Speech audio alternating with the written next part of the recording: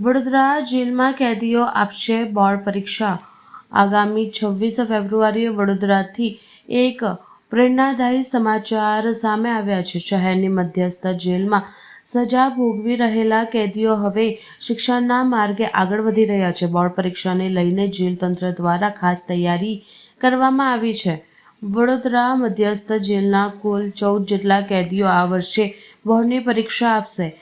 પરીક્ષાર્થી કેદીઓ માટે જેલ સંકુલમાં જ આદર્શ બેઠક વ્યવસ્થા ઊભી કરવામાં આવી છે. ઉનાળાની ગરમીને ધ્યાનમાં રાખીને હવા ઉજાસવાળું વાતાવરણ અને શુદ્ધ પીવાના પાણીની ખાસ સુવિધા પણ ઉપલબ્ધ કરાઈ છે.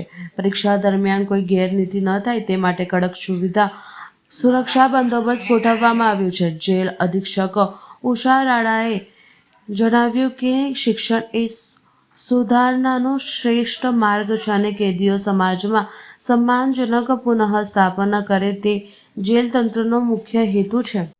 વડોદરા મધ્યસ્થ જેલમાં 10મામાં ટોટલ 8 કેદીઓ છે અને 12મામાં 4 કેદીઓ છે અને દાહોદથી જે 2 કેદીઓ આવે છે. ટોટલ મળીને 14 કેદીઓ આખી 10મા 12માની એક્ઝામ આપી રહ્યા છે.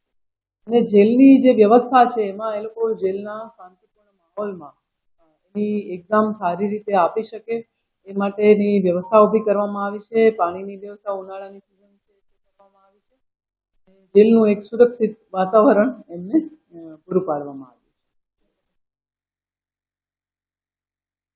મોટાભાગે એ લોકો જાતે જ તૈયારી કરતા હોય છે, પણ અહીંયા પણ જેલમાં એવા કેદીઓ હોય છે કે જે બીએડ ભણેલા હોય કે જે પોતે ટીચર રહી ચૂક્યા હોય. એ લોકો એમને પૂરું ગાઈડ કરે છે, માર્ગદર્શન આપે છે. એવી વ્યવસ્થા એટલે અંદર જે કેદીઓ છે કે જેમાંથી એ ટીચર્સ છે એ લોકો એમને હેલ્પ કરે છે. અમને દર વખતે અહીંયા કેદી ભાઈઓ માટે બેઠક વ્યવસ્થા આપવામાં આવે છે. એવી